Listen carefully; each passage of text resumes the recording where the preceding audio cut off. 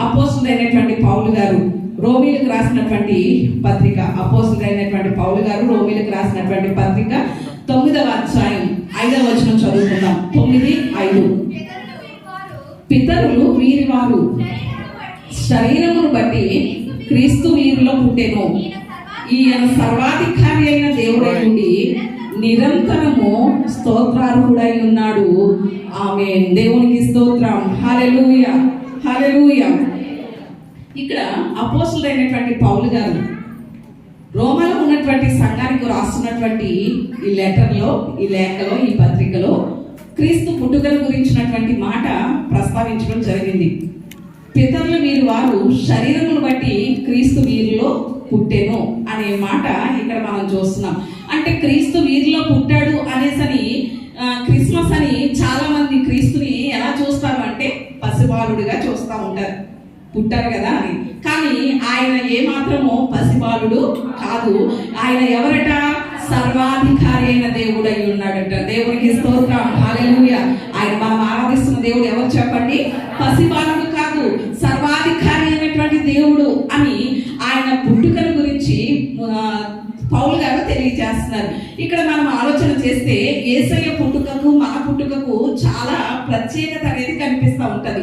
మనం పుట్టక ముందు మన తల్లిదండ్రులుగా ఎవరుండాలో మనం ఎప్పుడైనా నిర్ణయించుకున్నామా చెప్పండి? మనమే కాదు, ఎవరైనా నిర్ణయించుకున్నారా? నా తల్లిగా వీళ్ళు ఉండాలి, లేకపోతే నా తండ్రిగా వీళ్ళు ఉండాలి అని ఎవరైనా నిర్ణయించుకున్నారా?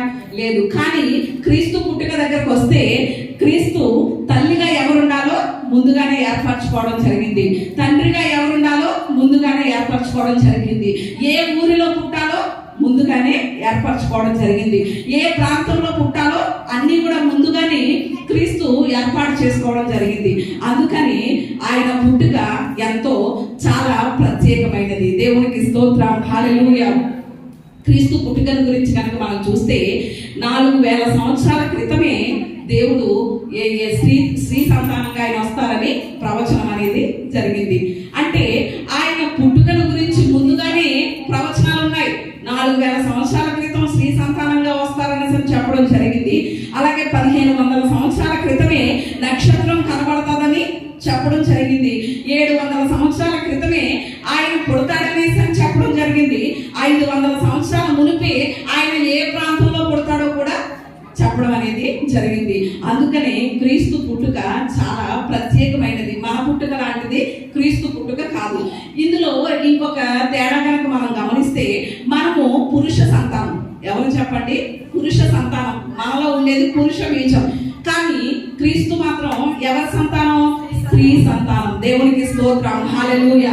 అంటే పురుషుని యొక్క ప్రమేయం లేకుండా కేవలం స్త్రీకి మాత్రమే జన్మించిన ప్రపంచంలోనే ఏకైక స్త్రీ సంతానం ఎవరైనా ఉన్నారు అంటే అది మనం ఆరాధిస్తున్న మన ప్రభు అయిన క్రీస్తు. దేవునికి స్తోత్రం. హల్లెలూయా. అంతటి ప్రత్యేకత ఎవరికి చెప్పండి? క్రీస్తు యొక్క పుట్టుక. ఈ క్రీస్తు పుట్టుక ఆయన జన్మను గురించి కనుక మనము 3 రకాలుగా ఆలోచన చేస్తే, మొట్టమొదటిగా లూకా సువార్త 19వ అధ్యాయం ఆయన జన్మం గురించి కనుక మనం ఆలోచన చేస్తే 3 రకాల భాషలు మనకి కనబడతాయి. ఇక్కడ ఈ రోమ పత్రిక 9వ అధ్యాయం 5వ వచనంలో చూస్తే పౌలు గారు ఏమంటారు? శరీరమును బట్టి క్రీస్తు వీరిలో పుట్టెను అంటారు. పుట్టెను అనే భాష ఎవరి భాష అంటే శిశువు పరిభాష. ఏ భాష చెప్పండి? 3 రకాల భాషలు కనబడతాయి క్రీస్తు పుట్టుకల గురించి.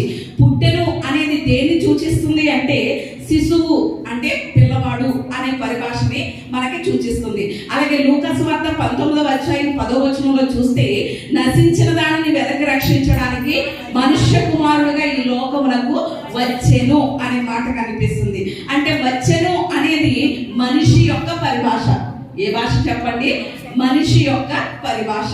అలాగే తిమోతికి రాసినటువంటి మొదటి పత్రిక 3వ అధ్యాయం 15వ వచనంలో కనుక చూస్తే అక్కడ మనకి ఒక మాట కనిపిస్తుంది. ఏమనంటే ఆయన ప్రత్యక్షమాయను అనే మాట కనిపిస్తుంది. ఏమయ్యారటండి?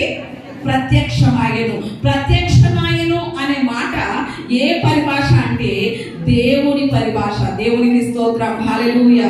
3 రకాల భాషల్లో మనకి క్రీస్తు పుట్టుకను చూస్తున్నాం. మొదటిది పుట్టెను అనే భాష. ఏ భాష? శిశువు యొక్క పరిభాష. రెండవది వచ్చెను అనే భాష ఎవరిది? మనిషి యొక్క పరిభాష. మూడవది ప్రత్యక్షమాయను అంటే దేవునిగా ప్రత్యక్షమాయను. ఆ మాట ఎవరి పరిభాష అంటే దేవుని యొక్క పరిభాషలో. అంటే ఈ మూడు పరిభాషల్లో కూడా క్రీస్తు యొక్క పుట్టుకను మనం ఈ మూడు యొక్క పరిభాషలు క్రీస్తు యొక్క పుట్టుకను మనకి తెలియజేస్తున్నాయి అనేది మనం ఎంతైనా కూడా ఆలోచన చేయాలి. చాలాసార్లు అనుకుంటూ ఉంటాం, ఆయన మనల్ని రక్షించడానికే కనుక వస్తే మనిషిగానే ఎందుకు రావాలండి, లేకపోతే దేవుడుగానే రావచ్చు కదా అనేసని చాలా మందికి ఏం కలుగుతూ ఉంటాయి? ఎందుకు పనికిరాని డౌట్లు కలుగుతూ ఉంటాయి. పనికొచ్చే ఆలోచనలు కాదు అవి. చాలాసార్లు వ్యంగ్యంగా లేకపోతే ఏదో వేలపరంగా చాలా మందికి ఇలాంటి అనుమానాలు కలుగుతూ ఉంటాయి. ఒక విషయం చెప్పి నా మాటలో నేను ముందుకు వెళ్తాను. ఒక రోజు ఒక కుమారుడు స్కూల్ నుంచి వచ్చాడు. స్కూల్ నుంచి వచ్చి బ్యాగ్ అక్కడ పెట్టి ప్రతిరోజు ఒక అలవాటు ఉంది ఆ పిల్లవాడికి. ఏంటి అంటే బ్యాగ్ ఇంటి దగ్గర పెట్టేసి ఆ 4 గంటలకి బయటికి వెళ్ళి పిల్లలతో గోళీలాట ఆడేటువంటి అలవాటు ఉంది ఆ చిన్న పిల్లవాడికి. అలాగే ఎప్పట్లాగే ఆ రోజు కూడా స్కూల్ నుంచి వచ్చాడు. స్కూల్ నుంచి వచ్చి బ్యాగ్ అక్కడ పెట్టగానే తల్లి వచ్చింది. వచ్చి ఈ రోజు నువ్వు ఏమాత్రం కూడా బయటికి వెళ్ళడానికి వీల్లేదు. ఎందుకు మమ్మీ అన్నాడు. అంటే అప్పుడు తల్లి చెప్తుంది, బయట తుఫాను తీవ్రంగా ఉంటదని, తీవ్రమైనటువంటి గాలులు వేస్తాయని వాతావరణ కేంద్రం వారు ఏం చేశారు? హెచ్చరిక ఇచ్చారు. కాబట్టి ఈ రోజు నువ్వు బయటికి వెళ్ళి ఆడుకోవడానికి వీలు లేదు, ఇంట్లోనే ఉండాలి అని. ఇంకా తన పనుల్లో తను ఉంటే పిల్లవాడు ఎక్కడికి బయటకు వెళ్ళిపోతాడా అని ఏం చేసింది ఆ తల్లి అంటే, తలుపు ఏం చేసింది చెప్పండి? గడియ పెట్టేసింది, ఇంట్లోనే ఉండమని చెప్పేసి వంటగదిలో తన పనులు తను చేసుకుంటుంది. ఇదేంటి ఈరోజు తుఫాన్ అన్నారు ఇంకా రావట్లేదేంటి అనేసి చూస్తున్నాడు. అలాగే తల్లి చెప్పినట్లుగానే బలమైనటువంటి గాలులు వేచడం మొదలు పెట్టింది. తుఫాను యొక్క ప్రభావం కనిపిస్తుంది. ఓహో, బయట తుఫాను యొక్క తీవ్రత చాలా ఎక్కువగానే ఉంది అనుకుంటున్నాడు ఆ పిల్లవాడు. అనుకుంటూ ఆ కిటికీ యొక్క డోర్ తెరిచి ఇలా బయటికి చూసేసరికి ఆ ఇంటి యొక్క సూర్లో ఒక పిచ్చుక కనిపించింది. ఎవరు కనిపించారు చెప్పండి? పిచ్చుక కనిపించింది. ఎక్కడ? వారి ఇంటి యొక్క సూర్లో కనిపించింది. సూర్లో కనిపిస్తే అప్పుడు ఈ పిల్లవాడికి ఆలోచన వచ్చింది, అయ్యో తుఫాను తీవ్రత బట్టి నేనే ఎగిరిపోతానేమో బయటికి వెళ్తే అని. మా అమ్మ ఏమంది? బయటికి వెళ్ళొద్దన్నది కదా, మరి నేనే ఎగిరిపోయేటువంటి బలమైన గాలులు వీస్తా ఉంటే ఈ పిచ్చుక చాలా చిన్నది కదా, ఆ పిచ్చుక మరి ఎగిరిపోతుంది కదా, ఆ పిచ్చుకను ఎలాగైనా రక్షించాలి అనుకున్నాడు. అనుకుని పిలుస్తున్నాడు. ఏమన్నా తెలుసా? కిటికీలోంచి, ఏ పిచ్చుక, బయట గాలులు వేస్తున్నాయి, తుఫాను ప్రభావం ఎక్కువగా ఉంది, లోపలికి వచ్చాయి. లోపలికి వచ్చాయని పిలుస్తుంటే ఆ తుఫాను ఇలా వెనక్కి తిరిగి చూసింది, మళ్ళా మొహం తిప్పేసుకుంది. అలా 2-3 సార్లు పిలిచాడు, కానీ ఏమాత్రం కూడా అది కేర్ చేయలేదు. పిచ్చుక ఏమాత్రం కూడా వినలేదు. వినకపోతే ఈలోగా తల్లి వచ్చింది. ఏంటి, నేను నిన్ను బయటికి వెళ్ళొద్దని చెప్పాను కదా, ఎందుకు కిటికీ తెరిచి చూస్తున్నావు అంది. అమ్మ, నేను బయటికి వెళ్ళాలని ప్రయత్నం చేయట్లేదు, కానీ అదిగో మన సూర్లో ఉన్నటువంటి ఆ పిచ్చుక, ఈ తుఫాను యొక్క ప్రభావం చాలా ఎక్కువగా ఉంది కదా, ఆ పిచ్చుక ఎగిరిపోతుందేమో, ఎక్కడికైనా కొట్టుకుపోతుందేమో, దాన్ని ఎలాగైనా రక్షించాలి అనేటువంటి ఆలోచనతో ఉన్నానమ్మా అని చెప్తే, అప్పుడు సరే నీ ఆలోచన మంచిదే అంది. మరి నేను ఎన్నిసార్లు పిలిచినా ఏమవ్వట్లేదు, పిచ్చుక వినట్లేదు. నీవు చెప్పిన వెంటనే నీ మాట నేను విన్నాను, కానీ నేను ఎన్నిసార్లు చెప్పిన పిచ్చుక మాత్రం వినట్లేదు, లోపలికి రావట్లేదు. ఎలా రక్షించాలి ఆ పిచ్చుకని అన్నాడట తల్లితో. అంటే అప్పుడు తల్లి చెప్పిందట, నేను నువ్వు మనిషివే కాబట్టి నా మాటలు ఏమవుతాయి, నీకు అర్థమవుతాయి, కాబట్టి నువ్వు అర్థం చేసుకుని ఇంట్లోనే ఉన్నావు. మరి పిచ్చుకకి మన భాషలో మాట్లాడితే అర్థమవుతుందా? అర్థం అవ్వదు. కానీ పిచ్చుకని నువ్వు రక్షించాలని తాపత్రయపడుతున్నావు కనుక నీకు మిమిక్రీ చేయడం వచ్చు కదా, పిచ్చుకలాగా కోతలు కనుక చేస్తే ఈ కిటికీ చాటు నుండి పిచ్చుకలాగా నువ్వు కిచకిచమని ఏం చెయ్యి, శబ్దాలు చెయ్యి, అప్పుడు ఖచ్చితంగా పిచ్చుకు వస్తుంది అనేసానంటే, అప్పుడు ఈ అబ్బాయి తల్లి పెట్టినటువంటి అక్కడ తలుపు తీసి తెరిచుంచి కిటికీ చాటు నుండి పిచ్చుకలాగా శబ్దం చేశాడట. శబ్దం చేస్తే వెనక్కి తిరిగి చూసిందట పిచ్చుక. అప్పుడు మళ్ళా శబ్దం చేశాడట. అలా వెనక్కి తిరిగి చూస్తుందట. మూడవసారి శబ్దం చేయగానే లోపల ఇంకొక పక్షి ఉంది, లోపల ఇంకొక నాలాంటి పిచ్చుక ఉంది అని అర్థమయ్యి ఆ పిచ్చుక లోపలికి వచ్చిందట. లోపలికి రాగానే గడియ పెట్టేశాడట. దేవునికి స్తోత్రం, హల్లెలూయా. అంటే ఇక్కడ మనం అర్థం చేసుకోవాల్సింది ఏంటి అంటే, ఆ పిచ్చుకను కాపాడాలి అంటేనే పిచ్చుకలాగా ఏం చేయాలి? సౌండ్ చేయాలి కదండి. పిచ్చుకలాగా సౌండ్ చేయాలి, లేకపోతే దానికి అర్థం కాదు. మరి ఈరోజు మన దేవుడు కూడా మానవ రూపుడిగా రాకుండా ఏ దేవుడుగానో ఏ అవతారంగానో ప్రత్యక్షమయ్యాడు అనుకోండి, మనం ఎలా గ్రహించగలుగుతాం? మనం ఎలా రక్షించబడతాం? కాబట్టి పిచ్చుకను రక్షించాలంటే పిచ్చుకలాగా సౌండ్లు ఎలా చేయాలో, మానవుల్ని రక్షించాలంటే కూడా క్రీస్తు ఎలా రావాలి లోకానికి? మానవుడుగానే రావాలి. దేవునికి స్తోత్రం, హల్లెలూయా. అందుకనే ఆయన ఈ లోకానికి ఎలా వచ్చాడు చెప్పండి? మానవ రూపుడుగా వచ్చాడు. మానవ రూపుడుగా రావడానికి కారణం ఏమిటి అంటే సమస్త మానవాళమైనటువంటి మనందరినీ కూడా ఆయన రక్షించడానికి. ఆయన ఈ లోకంలో పుట్టింది ఎందుకు అనేసానంటే మన కొరకు చనిపోవడానికి. మనమందరం ఎందుకు పుట్టాం? అందరూ బ్రతకడానికి పుడతారు. అవునంటారా కాదంటారా? ఎందుకు పుట్టాం చెప్పండి? బ్రతకడానికి కదా. అందరూ బ్రతకడానికి పుడితే మన దేవుడు మాత్రం, మన యేసయ్య మాత్రం ఎందుకు పుట్టాడు? మన కొరకు చనిపోవడానికి పుట్టాడు. దేవునికి స్తోత్రం, హల్లెలూయా. అంటే ప్రతి విషయంలోనూ కూడా క్రీస్తు పుట్టక ఏంటి చెప్పండి? ప్రత్యేకమే. ప్రతి విషయంలోనూ క్రీస్తు పుట్టుక ప్రత్యేకమే. ఇక్కడ మనం ఆలోచన చేస్తే ఈయన మరణిస్తాడు, మరణించడానికే పుడతాడని కూడా ఏమైనా చెప్పబడింది? ముందుగానే ప్రవచనాలు చెప్పబడ్డాయి. దేవునికి స్తోత్రం, హల్లెలూయా. సరే, నా వర్తమానంలోనికి కనుక నేను వస్తున్నాను. క్రిస్మస్ లో మనకి 3 రకాల గుంపులు కనిపిస్తారు. క్రిస్మస్ ఆరాధనలో ఎవరు కనిపిస్తారు చెప్పండి? 3 రకాల గుంపులు కనిపిస్తారు. ఆ 3 రకాల గుంపుల గురించి ఈరోజు మనం ఆలోచన చేసి త్వరగానే మన మాటలు ముగించుకుందాం. ఎందుకంటే ఇంకా ఇశ్రాయేల్ క్రిస్మస్ ప్రత్యేకతగా జరుగుతుంది కాబట్టి స్కిట్ కూడా ఉంది. ఎంతమంది చూడాలనుకుంటున్నారు? స్కిట్ చూడడానికి ఎంతమంది సిద్ధంగా ఉన్నారు? అందరూ సిద్ధంగా ఉన్నారు కాబట్టి త్వరగానే నా మాటలు ముగిస్తాను. క్రిస్మస్ లో 3 రకాల గుంపులు మనకి కనిపిస్తాయి. అవి నేను ముందుగానే చెప్పేసి వాటిని తర్వాత వివరిస్తాను. మొదటి గుంపు ఎవరు అంటే క్రీస్తును అందించేవారు. ఎవరు చెప్పండి? మొదటి రకం క్రీస్తుని అందించేవారు. రెండవ గుంపు ఎవరు అంటే క్రీస్తుని ఆరాధించేవారు. రెండవ గుంపు ఎవరు చెప్పండి? క్రీస్తుని ఆరాధించేవారు. మూడవ గుంపు ఎవరు అంటే క్రీస్తును అవమానించేవారు. మూడవ గుంపు ఎవరు చెప్పండి?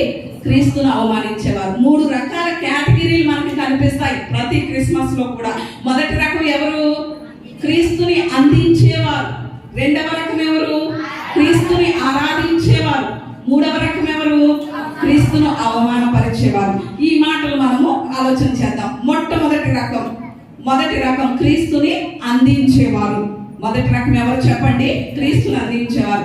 ఎవరు అందించారు ఈ లోకానికి క్రీస్తుని? మరియా యోసేపులు. దేవునికి స్తోత్రం, హల్లెలూయా.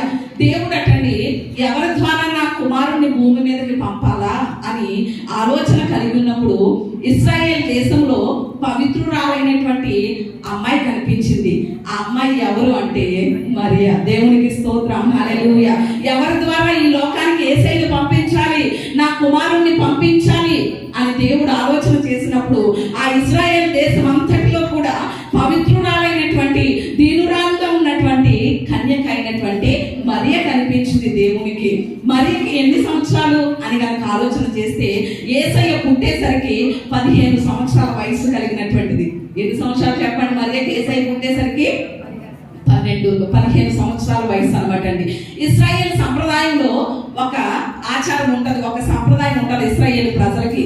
ఏంటి అది అనేసరంటే 6 గాని 7 గాని సంవత్సరాలు వచ్చేసరికి ఆడపిల్లలకి ఏం చేసేస్తారు అంటే నిశ్చితార్థం చేసేస్తారు. నిశ్చితార్థం అంటే ఎంగేజ్మెంట్ అయిపోద్ది. 6వ సంవత్సరం 7వ సంవత్సరం వచ్చేసరికి వాళ్ళకి ఏమైపోద్ది? ఎంగేజ్మెంట్ అయిపోద్ది. అప్పుడు వాళ్ళు రజస్వల అంటే మెచ్యూర్ అవ్వగానే ఎవరితో అయితే ఎంగేజ్మెంట్ చేశారో, ఎవరితో అయితే నిశ్చితార్థం చేశారో వాళ్ళతో ఏం చేస్తారు? ప్రదానం చేస్తారు. ఆ ప్రదానం చేసిన తర్వాత 1 సంవత్సరం ఉంచుతారు. మనకేంటి? ఈ రేపు పెళ్ళనిపించుకుని ఈ రోజు ప్రదానం చేస్తారు కదండి. కానీ ఇశ్రాయేల్ యొక్క సంప్రదాయంలో రజస్వల అయిన తర్వాత, మెచ్యూర్ అయిన తర్వాత ఆ ఎవరితో అయితే 6-7 సంవత్సరాల వయసులో నిశ్చితార్థం చేశారో వారితో ఏం చేస్తారు? ప్రదానం చేస్తారు. ప్రదానం చేసి 1 సంవత్సరం వాళ్ళని పరీక్షిస్తారు, పరీక్ష పెడతారు వాళ్ళకి. ఏంటంటే వాళ్ళిద్దరూ పవిత్రంగా ఉంటారా లేదా, దేవుని యొక్క ఆజ్ఞను మీరిపోకుండా ఉంటారా లేదా అని ప్రధానమైన తర్వాత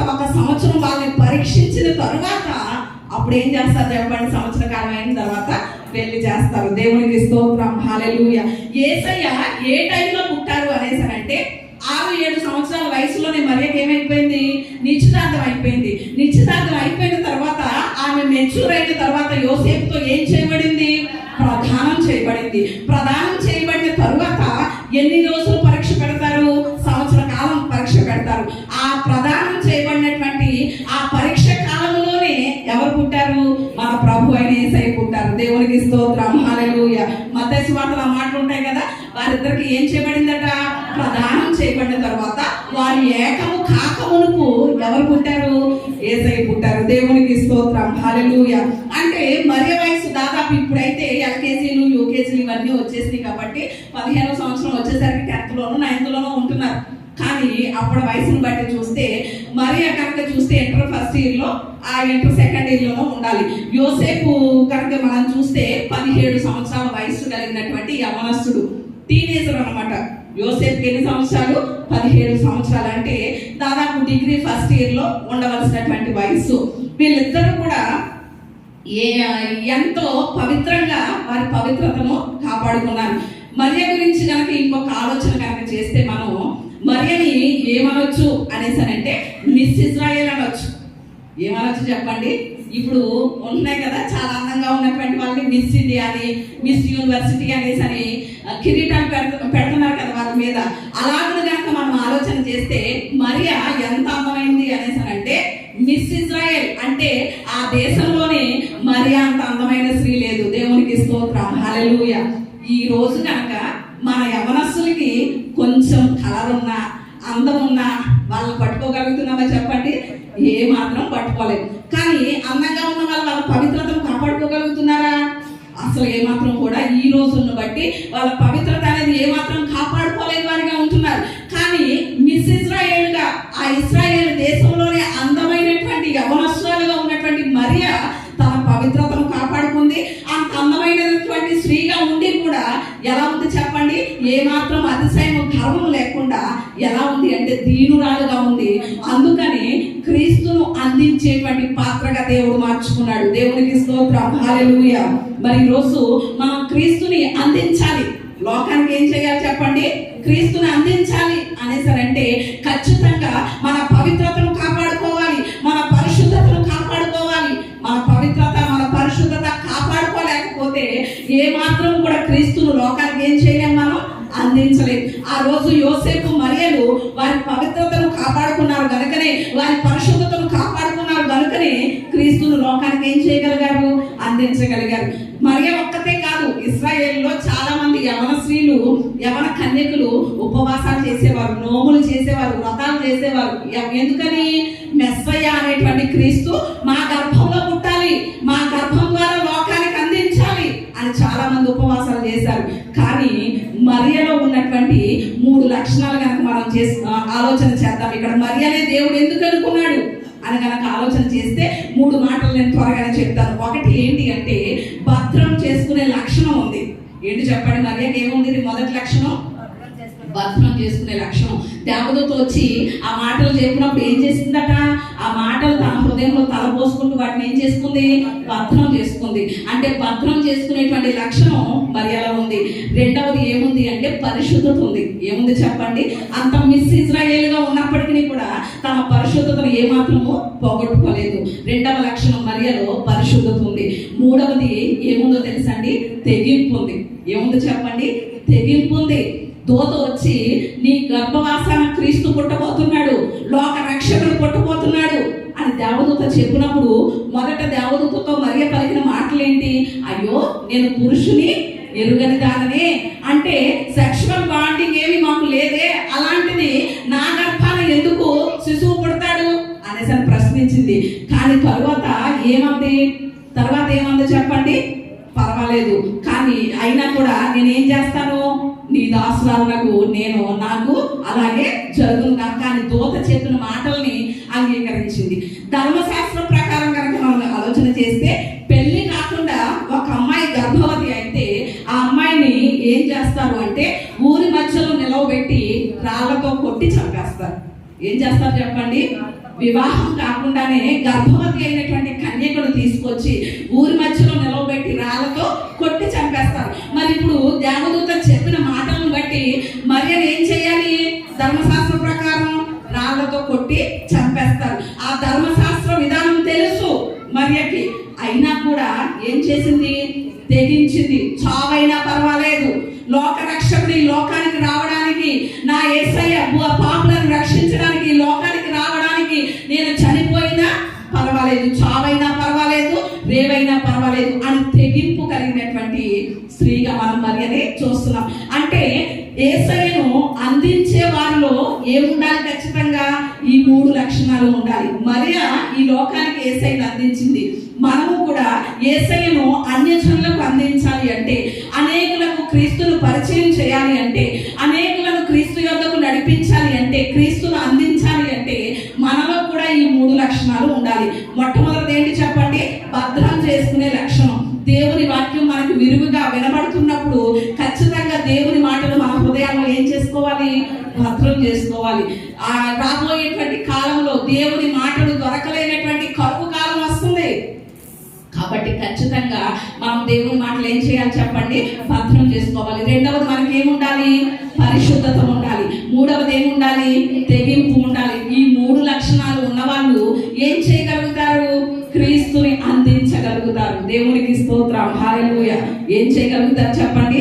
క్రీస్తుని అందించగలుగుతారు. యోసేపులో కూడా మనం ఈ లక్షణాలు చూడగలుగుతాం.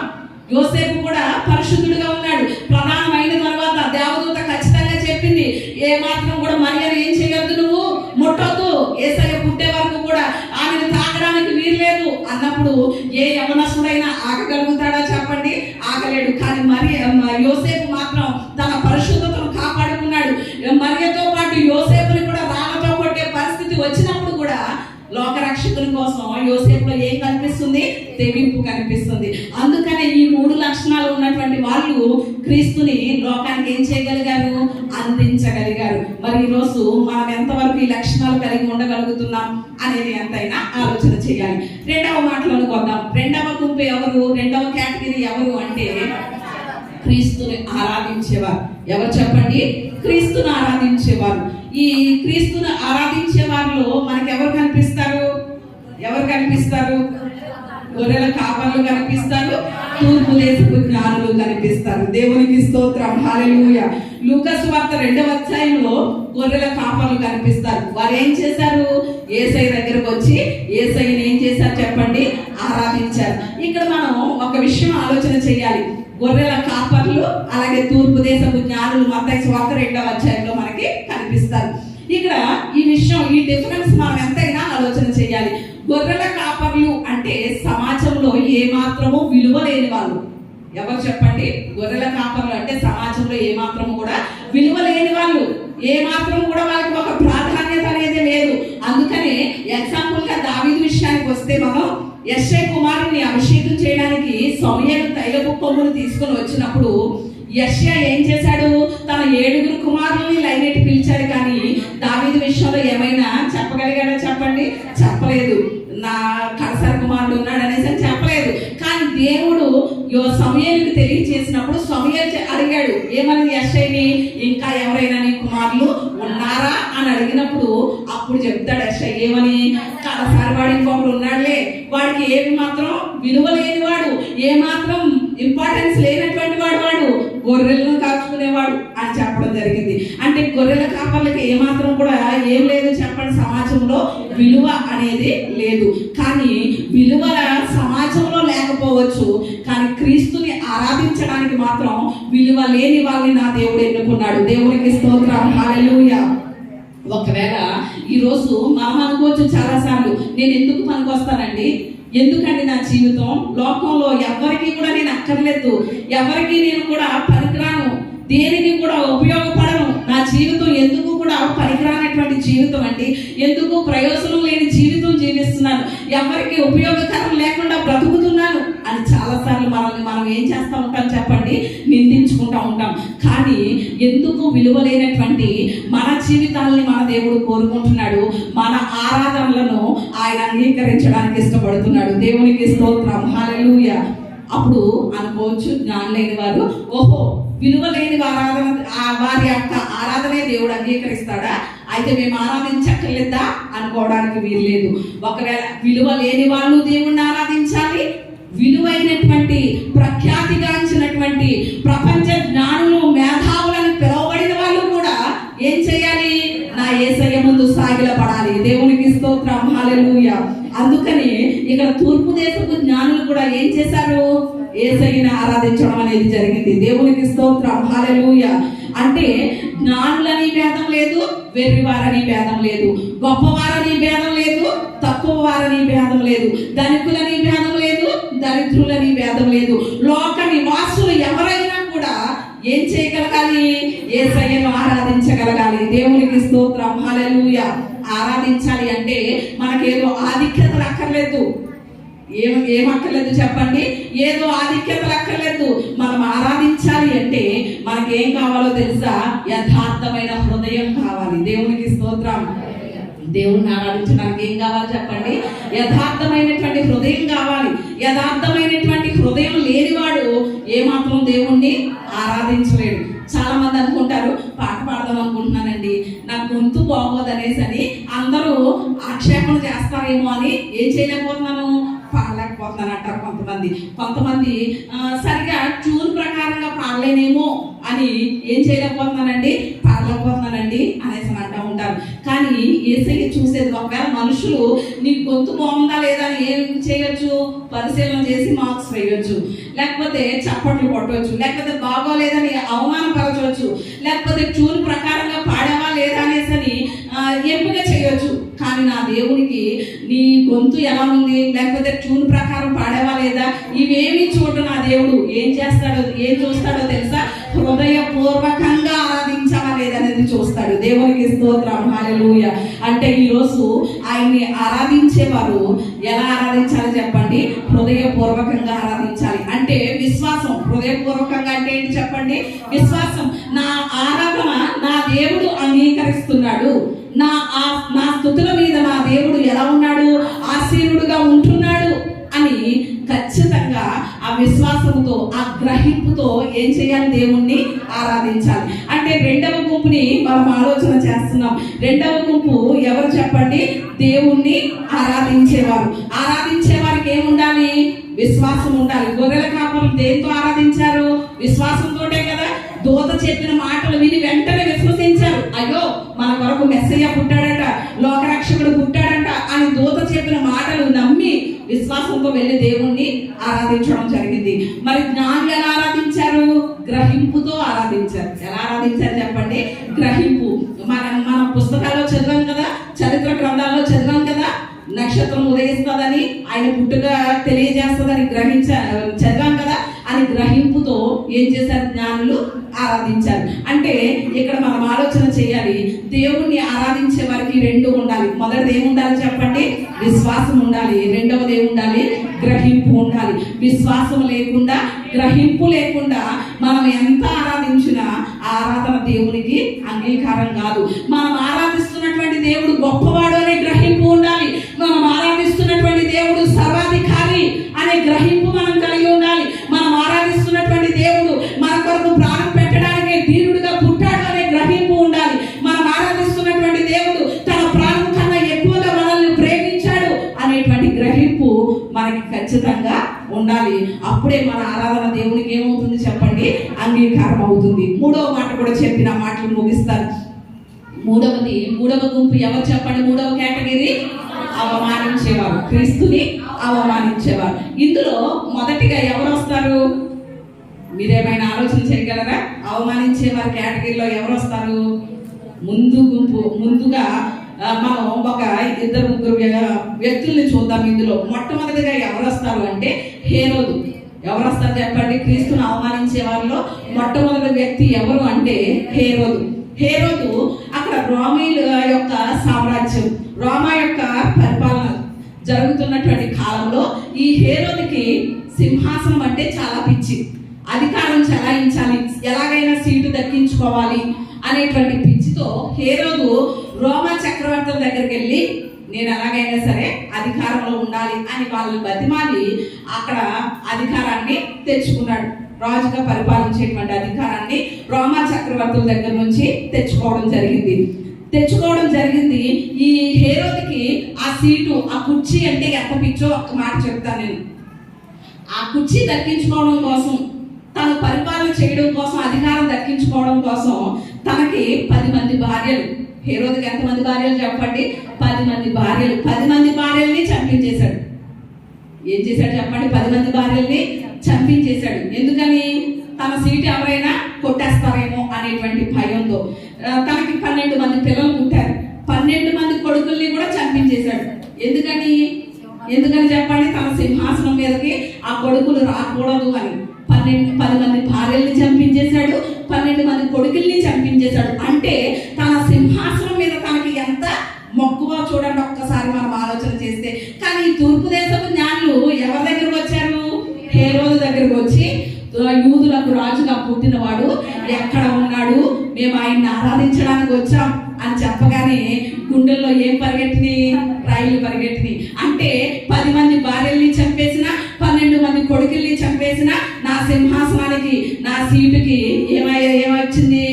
ఎసరు వచ్చేసింది. ఎవడో సింహాసనం ఎక్కబోయేవాడు పుట్టాడంట అని ఏం చేశాడు చెప్పండి? 2 సంవత్సరాల లోపు ఉన్న పిల్లలందరినీ కూడా ఏం చేశాడు? చంపించడం మొదలు పెట్టాడు. అది కూడా ముందుగానే ఇర్మియా గ్రంథంలో రామాలో అంగలార్పు అనే ప్రవచనం ప్రవచించబడింది. ఆ విషయాన్ని కూడా దేవుడు ముందుగానే తెలియజేశాడు. ఇక్కడ హేరోదు చనిపోక ముందు ఏమైంది అంటే, ఆయన జైల్లో ఉన్నటువంటి మతాధికారులను చంపేయాలనేసరి చనిపోక ముందు ఆయనకి ఒక రోగం వస్తుంది. రోగం వచ్చి ఎలాంటి పరిస్థితి అంటే, ఇక నడవలేని పరిస్థితి వచ్చేసింది హేరోదుకి. నడవలేని పరిస్థితి వచ్చేస్తే తన కొడుకు ఒక ఆయన వెళ్ళి సింహాసనం మీద కూర్చుంటే ఈ హేరోదుకి సింహాసనం అంటే చాలా అపేక్ష కదా.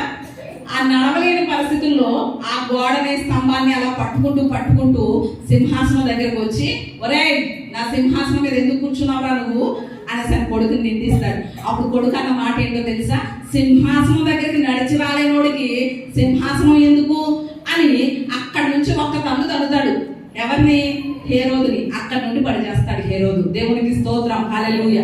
అంటే పసిపిల్లలందరినీ కూడా వధించినటువంటి ఈ విధానాలన్నీ ఎందుకు చేశాడు హేరోదు?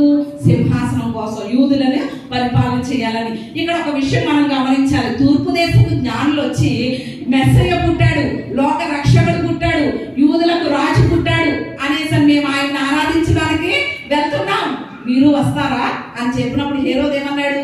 సర్లే మీరు ముందు వెళ్ళి ఆరాధించేయండి, నేను తర్వాత వస్తానులే అన్నాడు. కానీ విషయం తెలిసినా కూడా ఏం చేయలేదు? ఆరాధన చేయలేదు యేసయ్యని.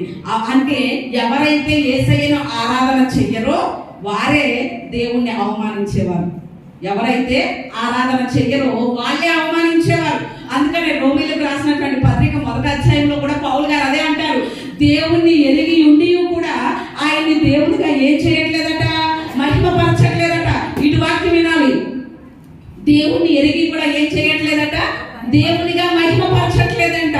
అంటే ఈ రోజు తెలియని వారు మహిమపరచకపోవడం కాదు, దేవుడు అంటే తెలియలేని వారు ఆరాధించకపోవడం కాదు, తెలిసినటువంటి వారే, క్రీస్తు రక్తం చేత కడగబడిన వారే, క్రీస్తుతో ఏర్పాటు చేసుకున్న వాళ్ళే, దేవుని గురించి అన్ని తెలిసిన వాళ్ళే ఏం చేయలేకపోతున్నారు? క్రీస్తుని ఆరాధించలేకపోతున్నారు, ఆయన నామాన్ని మహిమపరచలేకపోతున్నారు. అందుకనే అలా మహిమపరచలేని వారు మహిమపరచలేదు అంటే ఏం చేసినట్లు? అవమానపరిచినట్లే కదా. ఆ జాబితాలో మొదటిగా హేరోదు వస్తాడు. రెండవది ఎవరు వస్తారు అంటే సత్రపు యజమాని వస్తాడు. రెండవది క్రీస్తుని అవమానించిన వారు ఎవరు చెప్పండి? సత్రపు యజమాని. ఆ సత్రపు యజమాని సత్రం దగ్గర గొర్రెలు నమ్ముకుంటున్నాడు, ఎట్లా నమ్ముకుంటున్నాడు, కోడెలు నమ్ముకుంటున్నాడు. కానీ క్రీస్తు పుట్టాడని ఏం చేయబడింది? తెలియచేయబడింది. కానీ యేసయ్యని ఆరాధించడానికి వచ్చాడా? రాలేదు. రండి యేసయ్యని ఆరాధన చేద్దామని ఆయనకి పిలుపు వచ్చినప్పుడు ఆ సత్రపు యజమాని ఏమన్నాడు? నాకు వ్యాపారం కావాలి, నేను ఆయన దగ్గరకు వచ్చి ఆరాధిస్తే నా వ్యాపారం ఏమైపోద్ది? ఆగిపోద్ది, కాబట్టి నేను రాలేను, ఆరాధించలేను అన్నాడు. అంటే రెండవది ఈ సత్రపు యజమాని అవమానిస్తున్నాడు క్రీస్తుని ఆరాధించడం మానేసి. దేని ద్వారా అంటే తన వ్యాపారానికే ఎక్కువ ఇంపార్టెన్స్ ఇచ్చాడు, కానీ క్రీస్తుని ఆరాధించడానికి ఎక్కువ ఇంపార్టెన్స్ ఇవ్వలేదు. ఈ రోజు మన దాకా వద్దాం. ఈ 2024 సంవత్సరం ఈ చివరి ఆదివారం వరకు కూడా దేవుడు మనల్ని కాపాడాడు కదా, ఆయన రెక్కల నీళ్ళలో భద్రపరిచాడు కదా. మనకంటే గొప్పవారు ఎంతో మంది చనిపోయారు కదా, కాలగర్భంలో కలిసిపోయారు కదా. మరి ఎంతవరకు కృతజ్ఞత కలిగి ఈ రోజు ఆయన ఆరాధించడానికి ఆయన సన్నిధికి వచ్చిన మనమందరం కూడా ఆయన ఆరాధించే వారమే. కానీ ఇంకా రాకుండా వారి పనుల్లోకి ఉంటున్నారు చూసారా, ఏదో సంపాదించుకోవాలని వారి వ్యాపారాలు చేసుకుంటున్నారు చూసారా, లేకపోతే వారి పనులు చక్క పెట్టుకోవడానికి వెళ్ళారు చూసారా. వారందరూ ఏ లెక్కల్లోకి వస్తారు అంటే క్రీస్తుని అవమానించే వారి లెక్కల్లోకే వస్తారు. మరి ఈరోజు మనం ఎంతవరకు ఆరాధించగలుగుతున్నామా, అవమానించగలుగుతున్నామా అనేది మనం ఎంతైనా కూడా ఆలోచన చేయాలి. ఇక్కడ 2 వ్యక్తుల్ని నేను జ్ఞాపకం చేశాను. 3వ గుంపు ఎవరు చెప్పండి? క్రీస్తుని అవమానించేవారు. ఈరోజు అన్నీ తెలిసినా కూడా, క్రీస్తు గురించి అన్నీ తెలుసు, మనల్ని పోషించేవాడు ఆయనే అని తెలుసు. మరి ఆయనే అని తెలిసి కూడా ఇంకా ఈరోజు మనం పనిలోకి వెళ్తున్నామంటే దేవుడి మీద విశ్వాసం లేకే కదండి. అంటే పోషించేవాడని నోటితో చెప్తున్నాం, కానీ హృదయంతో ఏం చేయట్లేదు, అంగీకరించట్లేదు. అంటే ఈరోజు ఎంతవరకు క్రీస్తుని మహిమపరచగలుగుతున్నాం మనం అనేది ఆలోచన చేయాలి. ఆయనకు ఇవ్వవలసినటువంటి మహిమ ఇక దేనికి చెందనిచ్చేవాడు కాదు. ఆయన్ని ఆరాధించవలసిన రీతిగా ఆరాధించాలి, ఆయన్ని మహిమపరచవలసిన రీతిగా మహిమపరచాలి. అలాగా మహిమపరచకపోతే ఖచ్చితంగా ఆయన ఏం చేసినట్లు చెప్పండి, అవమానపరిచినట్లే. మరి ఈ 3 గుంపుల్లో ఈ రోజు మనం పరిశీలన చేసుకోవాలి. నేను ఏ గుంపులో ఉన్నాను, మనందరము ఏ గుంపులో ఉన్నాం? క్రీస్తుని అందించే గుంపులో ఉన్నామా, లేక క్రీస్తుని ఆరాధించే గుంపులో ఉన్నామా, క్రీస్తుని అవమానపరిచే గుంపులో ఉన్నామా? నా జీవితం నాకు తెలుసు, మీ జీవితాలు మీకు తెలుసు. నా అంతరంగం నాకు తెలుసు, మీ అంతరంగం మీకు తెలుసు. కాబట్టి ఎవరికి వాళ్ళని పరిశీలన చేసుకోవాలి. క్రీస్తుని అందించేవారు ఎలా ఉంటారు? 1 భద్రం చేసుకుంటా ఉంటారు, 2 పరిశుద్ధత కలిగి ఉంటారు, 3వది తెగింపు కలిగి ఉంటారు. ఈ 3 లక్షణాలు కనుక మనలో ఉంటే క్రీస్తుని అందించే గుంపులో ఉన్నాం మనం. లేదా క్రీస్తుని ఆరాధించేవారు ఎలా ఉంటారు? విశ్వాసముతో, గ్రహింపుతో ఆరాధిస్తారు. విశ్వాసము, గ్రహింపు కనుక మనకు ఉంటే క్రీస్తుని ఆరాధించే గుంపులో ఉన్నట్లు. ఇవేమీ లేకుండా మన పనులకే ఎక్కువ ప్రాధాన్యత ఇస్తూ మన విధానాల్లో మనం సాగుతున్నాము అంటే క్రీస్తుని అవమానపరుస్తున్నాం. అంటే 3వదిగా క్రీస్తుని అవమానపరిచే గుంపులో ఉంటున్నామా? ఏ గుంపులో మనం ఉన్నాం, ఏ కేటగిరీకి మనం చెందిన వాళ్ళగా ఉంటాం అనేది మనం ఎంతైనా ఆలోచన చేసుకోవాలి. మన ప్రతి ఒక్కొక్కరిని కూడా క్రీస్తు ప్రత్యేకంగా చేసుకున్నాడు. ఆయన ప్రతి ఒక్కొక్కరి పట్ల కూడా ఒక్కొక్క ప్రణాళిక ఆయన కలిగి ఉన్నాడు. లోకానికి మనం ఆయన్ని అందించే వారిగా ఉండాలని, ఆయన్ని ఆరాధించే వారిగా ఉండాలని ఆయన ఇష్టపడుతున్నాడు. ఒకవేళ ఇంకా అవమానించే గుంపులో కనుక మనం ఉంటే మనం పరిశీలన చేసుకుందాం, మనల్ని మనం సరి చేసుకుందాం. ఈ చివరి దినంలో ఆయన సరి చేసుకుని నూతన సంవత్సరంలో ఆయనని ఆరాధించే వారిగా, ఆయన్ని అందించే వారిగా ఉందాం. అట్టి కృప దేవుడు మనందరికీ దయచేయును గాక.